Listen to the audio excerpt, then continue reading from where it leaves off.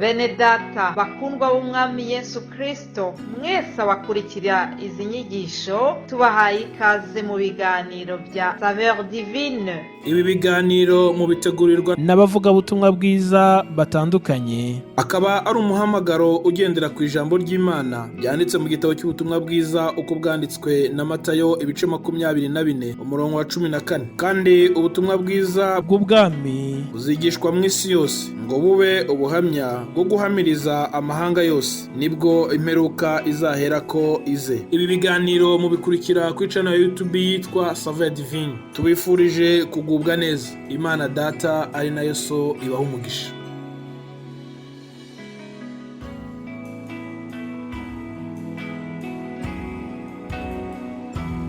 Uyu ni umunsi Uwiteka yaremye, turawishyimiramo, turawunezererwamo. Nimwakira ijambo ry'Imana ryo muri Zaburi 118 umurongo wa 24. Mwene data, wowe nshuti y'iki kiganiro Saveur Divine, wowe ukunda gukurikira ijambo ry'Imana mu buryo bunyuranye, mwese ndabaramukije, mbifurije kunezerarwa natwe muri uyu munsi mushya Imana iduhaye. Imana yawe uturemeye, mufashe tuyizamurire icyubahiro. Muri kumwe rero nanjye Immaculée Nyiraneza, ngiriye ubuntu bwo gutangira ikindi cyumweru. Ndashimira Imana ikomeje kuturinda muri ibi bihe bikomeye. Turi mu bihe bigoye byo mu minsi y'imperuka. Ibimenyetso byinshi biratwereka yuko turi kugenda twegera wa munsi. Rero Imana ikomeje kuturinda, turayishimira cyane. Iki cyumweru cyose rero tuzaganira ku ijambo rivuga ngo guca bugufi. Mbese uwicisha bugufi yitwara ate? Abicishije bugufi muri Bibiliya ni bande? Ni izihe nyungu zo guca bugufi? Ibi bibazo tuzagenda tubisubiza mu biganiro biri imbere. Ariko ntagiye kure, ngewe mbona ko umuntu waciye bugufi kuruta abandi, wicishije bugufi cyane, ni umwana w'Imana Yesu Kristo. Yemeye gusiga ubwiza n'ubumana bwe, aza hano mu isi mbi, isi y'abanyabyaha, yigira umuntu.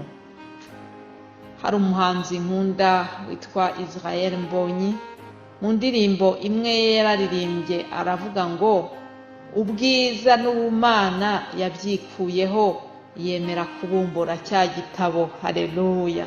Yesu yiyambuye ubumana bwe, yemera guca bugufi kugira ngo aze mu isi yacu twebwe abanyabyaha.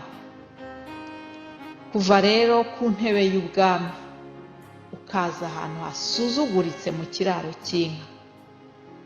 Nshuti zanjye, uko ni uguca bugufi kudasanzwe. Mu cyumweru cyashize ubwo twaganiraga ku maraso ya Yesu, nongeye kandi kwibuka uburyo yicishije bugufi cyane ari ku musaraba. Umuhanuzi Yesaya yari yarabyeretswe iby'ukuntu Yesu azitwara ku musaraba.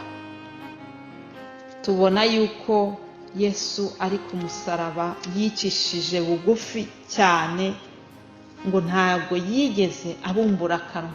Yashoboraga kugira icyo avuga, yashoboraga kwiregura, ariko yaracecetse.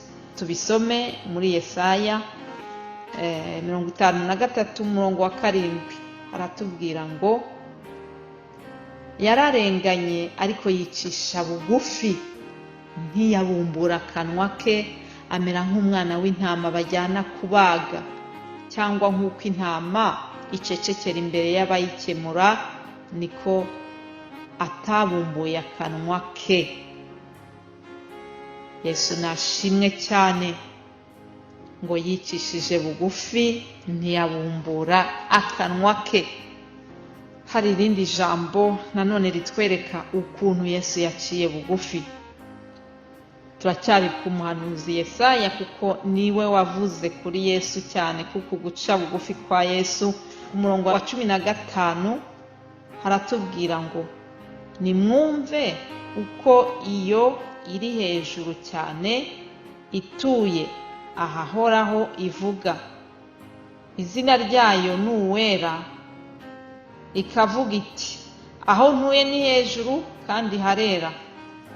Mbana n'ufite umutima umenetse wicisha bugufi, kugira ngo mpembure imyuka y'abicisha bugufi, mpembure n'abafite imitima imenetse. Aleluya. Uwiteka yongeye kutwibutsa ngo aho atuye ni hejuru kandi ngo nahera. Ariko nubwo ari kure cyane yacu, nubwo we ari uwera cyane twebwe tukaba tutarabera, hari uburyo ajya twegera. Mbese yegera abandi. Abo Uwiteka yegera ngo ni abafite umutima umenetse wicisha bugufi. Haleluya. Ndasaba kugira ngo ni ukuri wowe umaze kunyumva, wowe ukurikira iki kiganiro, umfashe twese dusenge twinginga Imana kugira ngo iduhe wa mutima wari muri Yesu Kristo, umutima wicishaga bugufi. Imana ngo ikunda abaciye bugufi cyane. Reka dusenge. Mwami Data wa twese wo mu ijuru, ndagushimiye cyane kuri uyu munsi wo kuwa mbere, Uwera wa Isirayeli, uzamuriye icyubahiro kuko uri Imana, uraheraho mu ijuru, wicaye ku ntebe y'icyubahiro, nta yindi Mana isa nawe. Ndagushimiye cyane, gushimiye nanone kubwo urukundo rwinshi watweretse, ukatwohereza Yesu Kristo umwana wawe w'ikinege, akicisha bugufi, akemera gupfa urupfu rubi ku bwacu. Yatweretse urugero rwiza rwo guca bugufi. Ndasenze kugira ngo natwe uduhe wa mutima wari muri Yesu Kristo, uduhe imitima imenetse, uduhe imitima yihana, uduhe imitima ica bugufi. Nibyo nsenze nisabira kandi nsabira na buri wese wumvise iki kiganiro, mu izina rya Yesu Kristo. Amen.